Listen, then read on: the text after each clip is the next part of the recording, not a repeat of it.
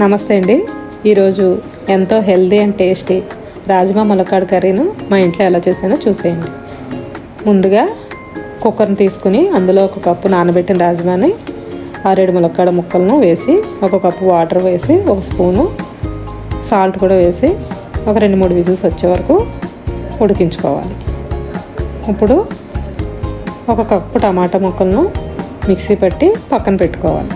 ఇప్పుడు stove on చేసి కడాయిలో ఆయిల్ వేసి చెక్క, లవంగాలు, 1 యాలక, 1 అర స్పూను జీలకర్ర, బిర్యానీ ఆకు, 1 కప్పు ఉల్లిపాయ ముక్కలు, 2 పచ్చిమిర్చి చిలుకలు వేసి గోల్డెన్ బ్రౌన్ కలర్ వచ్చే వరకు వేయించుకోవాలి. తర్వాత 1 స్పూన్ అల్లం వెల్లుల్లి పేస్ట్ వేసి పచ్చివాసన పోయే వరకు వేయించుకోవాలి.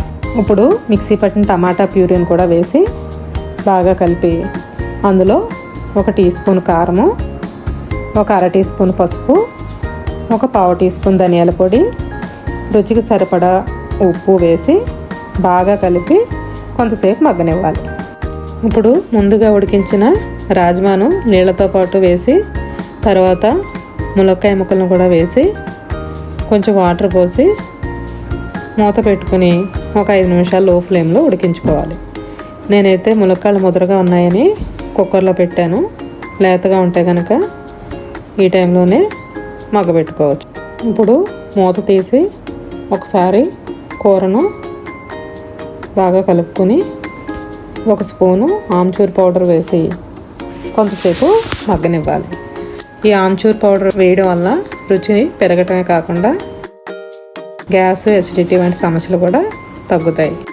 ఇప్పుడు మసాలన్నీ కూడా కూరకు పట్టి దగ్గరగా వచ్చే వరకు మగ్గించుకోవాలి. చివరకు కొత్తిమీరను వేసి దించుకోవడమే. ఈ కర్రీ అన్నంలోకే కాదండి, చపాతీ, రోటీల్లో కూడా చాలా బాగుంటుంది. ఇంకా చెప్పాలంటే చాట్లాగా ఒట్టుగానే తినేయచ్చు, అంత బాగుంటుంది. నచ్చితే మీరు కూడా ట్రై చేయండి. మరిన్ని రుచికరమైన వంటల కోసం మన ఛానల్ను లైక్ చేసి సబ్స్క్రైబ్ చేసుకోవడం మర్చిపోకండి.